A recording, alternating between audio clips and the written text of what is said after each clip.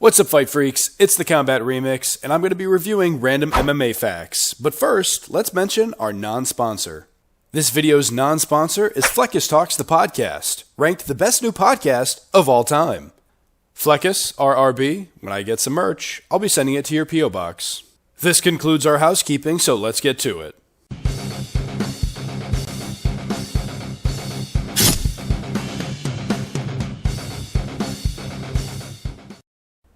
The random MMA facts that we'll be reviewing actually come from a previous video I did a number of years ago. And I'm eager to see which of these over the years have changed and which ones still remain true. Alright, enough said. Let's go ahead and play the clip. Here we go, 10 random facts in no particular order. Number 10.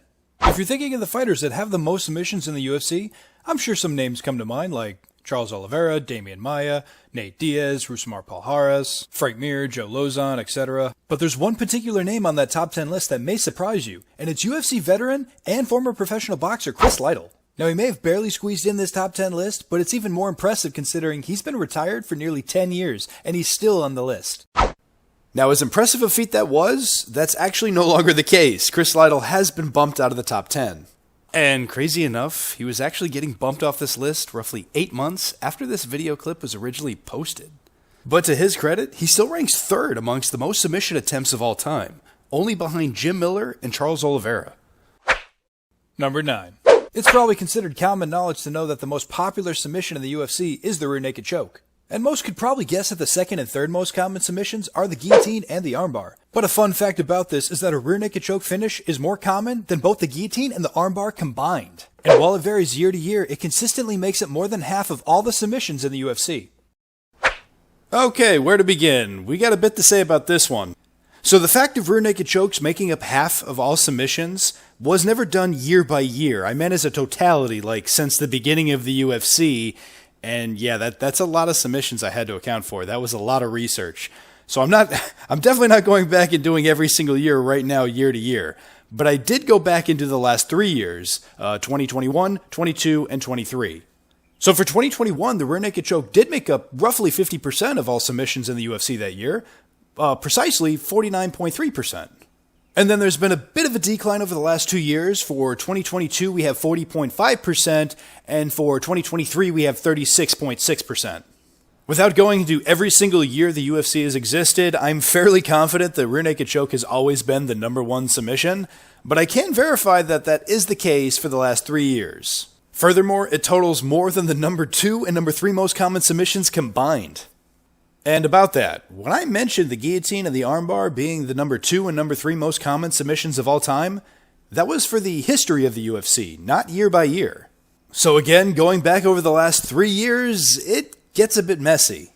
So for 2021, they actually flip-flopped. The armbar was the number 2 most common submission and the guillotine number 3. Or was it? Technically speaking, the guillotine actually tied for third place with the arm-triangle choke, but I'm calling BS. I'm making an executive decision and officially giving the number 3 spot to the guillotine. Why? Well, at least once a year, we see a submission officially labeled a go-go choke, or a ninja choke, or a front choke, or even a dar sometimes, when it could easily just be labeled a modified guillotine. However, for 2022, even though the guillotine does once again take the number 2 spot, the arm triangle definitively takes spot number 3 by just barely beating out the armbar. And lastly, for 2023, strangely enough, we have another tie. Although the guillotine comfortably takes the number 2 spot, we have a tie between the armbar and the arm triangle choke for the number 3 spot. So I have another executive decision to make, and I'm going to give it to the arm triangle choke. Why? Well, actually, 2 of the armbar submissions that year were actually an armbar triangle combo, and it just doesn't feel right giving it solely to the armbar for the win. Number 8. While we're on the topic of submissions, we all know that Rousimar Palhares is a leg lock specialist. And while he has a handful of knee bar submissions to his name, the majority of his submission wins come via heel hook. Now, I'm not telling you anything that you don't already know. But what you may find interesting is at the time of Palhares' last fight in the UFC, which was April of 2013, he alone was responsible for 45% of all heel hook submissions in the UFC. Nearly half of any specific submission by one man, that's pretty impressive. That's got to be a record of some sort that no one wrote down. You know, when you factor out the submissions that only ever happened one time, like the omoplata or the twister and so on. So obviously that specific fact is not going to change, but I do need to correct the record on a very small detail. Toward the end there, I gave a couple of examples for submissions that have only ever happened in the UFC once. So I definitely should not have listed the omoplata because by the time I put this video out, there were actually 2. And sure, I'm probably being a little overly critical of myself because I think we all get the point I was trying to make, and actually that specific part wasn't even one of the facts that I was putting out. It was just a passing remark. But either way, I'm okay with being a little hard on myself, just want to correct the record. But furthermore, the other example that I did list was the twister submission, and now I can say that thanks to Bryce Mitchell, there are now 2. Number 7. Stipe Miocic is the only fighter to face the same opponent 3 consecutive times in the UFC. This, of course, would be his bouts against Daniel Cormier, who is not on this list because, remember, he actually fought Derek Lewis in between these fights. Well, now we have to add 2 more fighters who did fight 3 consecutive times, those fighters being Brandon Moreno and Davidson Figueiredo.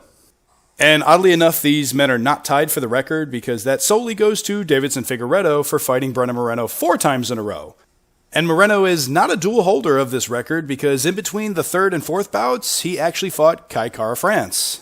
This bout would mark the first time that 2 fighters have ever fought each other 4 times in the UFC. And yes, that does include non-consecutive bouts.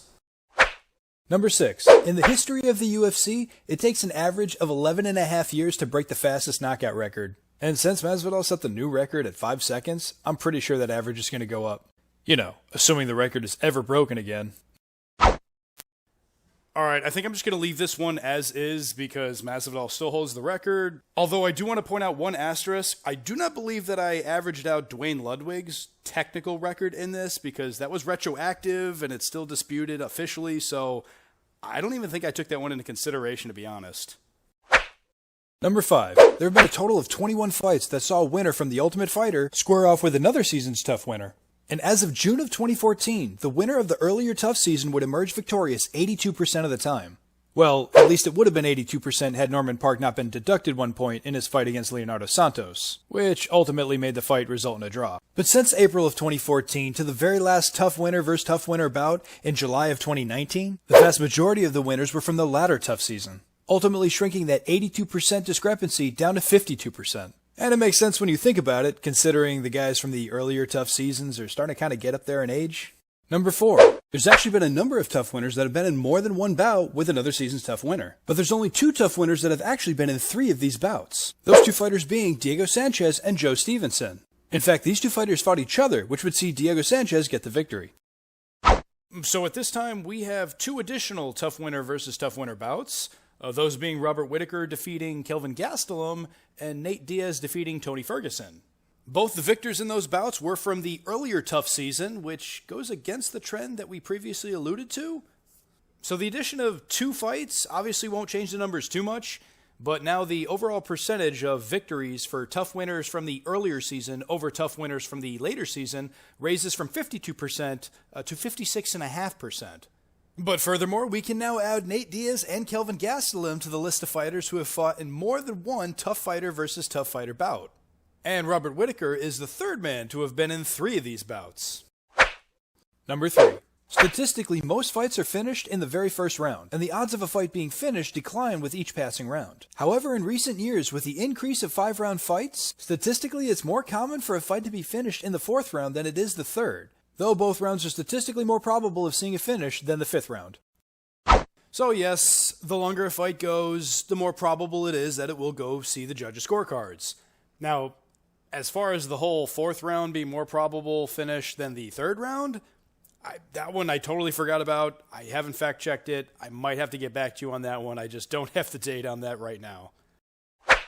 Number 2. Donald Cerrone is perhaps the most beloved fighter in all of MMA. Fans love his fighting style, and he's always looking to get as many fights as he can. In fact, he's tied with Jim Miller for the record for the most UFC fights. And he's the sole record holder for the most wins, finishes, knockdowns, and bonus awards in the UFC. He's 3rd for most significant strikes landed, tied for 10th for the most submission victories, currently 8th for best takedown defense, and tied for 6th for most knockouts. But even though he only comes in 6th place, he does hold the record for the most knockout wins by head kick. Fight freaks, it's official. Donald Cerrone is a f***ing beast.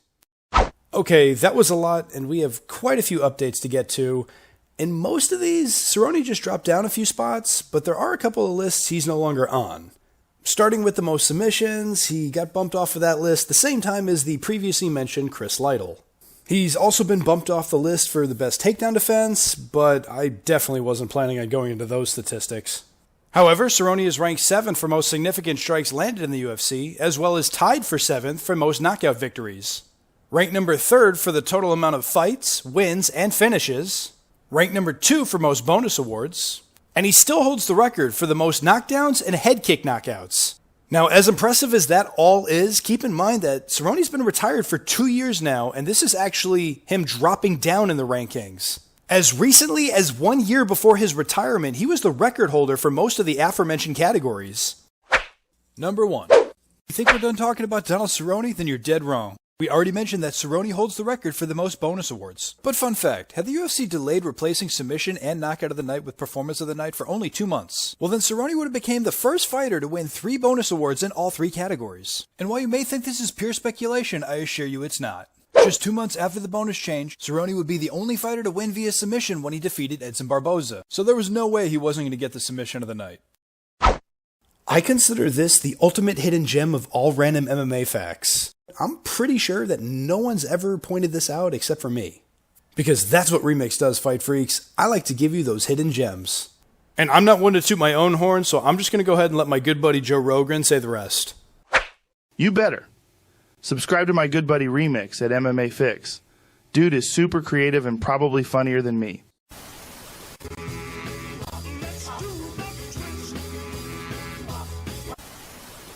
Chris Lights Out Lytle!